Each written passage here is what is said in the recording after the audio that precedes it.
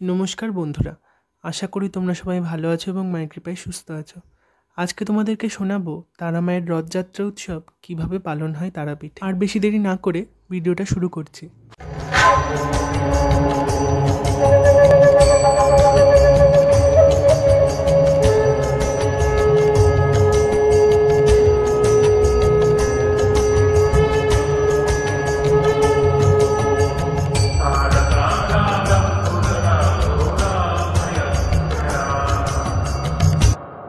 সাধক দ্বিতীয় আনন্দনাথ অষ্টাদশ শতাব্দীর 8-এর দশকে নাটোরের রাজা ও তারাপীঠের জমিদার সাধক রামকৃষ্ণের সহায়তায় তারামায়ের রথযাত্রা উৎসবের সূচনা করেন। রথের চাকা ছিল লোহার পাতযুক্ত, গরুর গাড়ির চাকার মতো, ও রথঘরটি কাঠের তৈরি। সেই রথের উপর জগন্নাথ দেবের প্রতিভূ রূপে তারামাকে চাপিয়ে গ্রাম প্রদক্ষিণ করা হতো। প্রথম যখন রথযাত্রার সূচনা হয় তখন মায়ের শিলামাকে রথের উপর চাপানো হয়নি, বর্তমানেও হয় না। কেবলমাত্র রথের উপর মাকে রাজবেশে সাজিয়ে রথযাত্রায় সামিল করা হয়। মায়ের রাজবেশকে রথের উপর নিয়ে এসে একটি কাপড় দিয়ে চারিদিক ঘিরে দেওয়া হয়, যাতে মায়ের রাজবেশ রচনা সকলের দৃষ্টিগোচর না হয়। মাকে রাজবেশে সাজিয়ে রথের দড়িতে টান দিয়ে তারাপীঠে প্রথম রথযাত্রার সূচনা করেন রাজা রামকৃষ্ণ ও সাধক দ্বিতীয় আনন্দনাথ। সেই উৎসবের ধারাবাহিকতা আজও সমানে চলে আসছে। পূর্ব মন্দিরের পাশে বালিমাটিযুক্ত জমাট রাস্তাতে উৎসুক গ্রামবাসী ও ভক্তরা সেই সাদামাটা রথযাত্রাতে সামিল হতেন। রথ দেখতে ও রথের দড়ি টানতে ভোলানাথ পাণ্ডা, নিকরি পাণ্ডা, কেদারনাথ পাণ্ডা, রামনাথ পাণ্ডা, কৃষ্ণচন্দ্র পাণ্ডা, কৈলাসনাথ পাণ্ডা ইত্যাদি পাণ্ডারা যেমন থাকতেন, তেমনভাবে বিভিন্ন গ্রাম থেকে বহু মানুষের সমাগমও হতো। সেই সময় থেকে বর্তমান সময় পর্যন্ত হরিনাম সংকীর্তন রথের আগে খোলের তালে তালে গীত হয়ে চলছে। আটলা থেকে আসতেন নটবর পণ্ডিত বিভূতিভূষণ ভট্টাচার্য।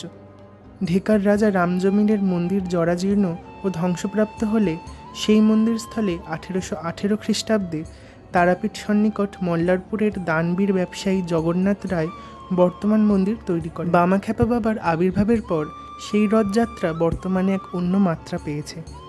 সাধক বামা রথের রশি ধরে নিতাই গৌড়ের মতন হরে কৃষ্ণ হরে রাম ধ্বনি দিয়ে পাণ্ডাবর্গ, যাত্রী সমাজ ও কীর্তনিয়াদের সাথে আনন্দে মেতে তারামায়ের রথযাত্রায় রাস্তা প্রদক্ষিণ করতেন। নূটবিহারী পাণ্ডা হরিসংকীর্তনের মূল গায়ন ছিলেন। তিনি সুললিত ছন্দে মধুমাখা হরিনামে সকল ভক্তদের মাতিয়ে তুলতেন। বহুজন জয়তারা ধ্বনি দিতেন।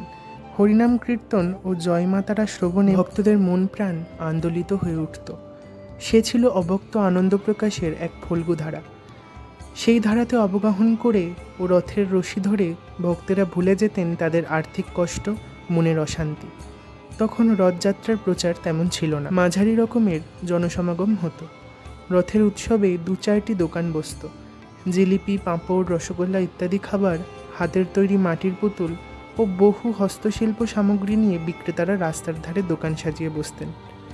বর্তমানে তা সম্প্রসারিত রাস্তার দুপারে হাজার হাজার অগণিত ভক্তের সমারোহে মুখরিত হচ্ছে।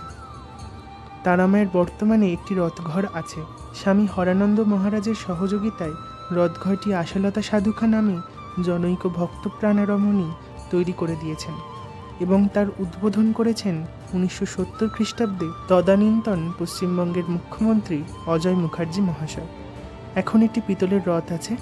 রথের দিন সুসজ্জিত তারামাকে রথের উপর বসিয়ে গ্রাম প্রদক্ষিণ করানো হয়। রথের দড়ি টেনে ধরতে পাশের বহু গ্রাম থেকে পুণ্যার্থীরা যেমন আসেন, তেমনি বহু দূর দূরান্তরের গ্রাম ও শহরের ভক্তবৃন্দেরাও আসেন। হরি সংকীর্তন, বিভিন্ন রকমের বাজনা ও জয়তারা ধ্বনিতে রথের দড়িতে টান দিয়ে ভক্তরা ধন্য ও তৃপ্ত হন।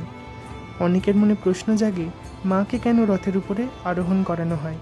মা ওই দিন রথের উপর চেপে আপামার মানুষকে দর্শন ও তার আশীর্বাদ দিতে সাধারণের মাঝে হাজির হন। বহু দেহাতি, বৃদ্ধ, অসমর্থ ও জাতি, ধর্ম, বর্ণ নির্বিশেষে প্রতিটি মানুষ যারা সচরাচর মন্দিরে ঢোকার জন্য ইতস্তত বোধ করেন, তারা সোজা রথ ও উল্টো রথ এই 2 দিন মাতৃদর্শনের সুযোগ লাভ করেন। তারামায়ের ভক্তদের বিশ্বাস, রথের দড়িতে টান দিয়ে মায়ের চলার পথকে সুগম করতে পারলে মা সন্তানদের সব রকমের বিপদ থেকে মুক্ত করেন।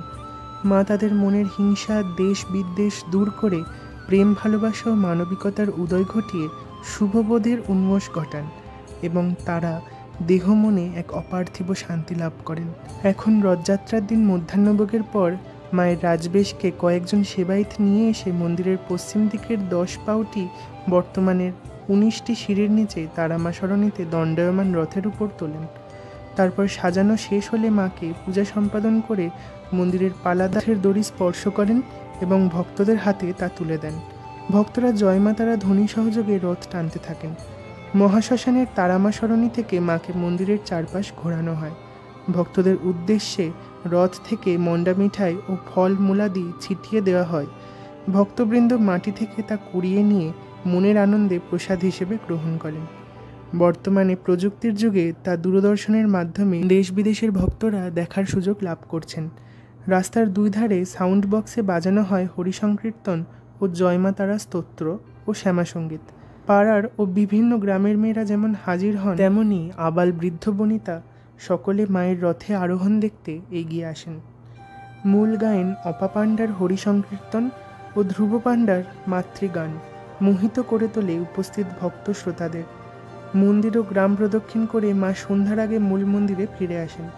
সন্ধ্যারতির পর ভক্তদের ব্রহ্মশিলাময়ী রূপ দর্শন করিয়ে মন্দির বন্ধ করা হয়। উল্টো রথের দিনও অনুরূপভাবে মাকে রথে চাপিয়ে মন্দির ও গ্রাম প্রদক্ষিণের পর সন্ধ্যার আগে মন্দিরে আনা হয় এবং এইভাবে বছর বছর রথযাত্রা উৎসব সম্পন্ন হয়। রথযাত্রা উৎসবের মধ্যে মায়ের শাক্ত ও বৈষ্ণবের সমন্বয় রূপ দেখা যায়।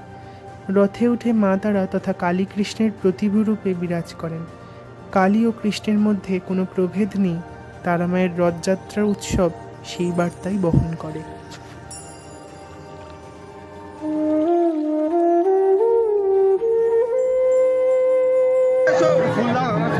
জায়গা না জায়গা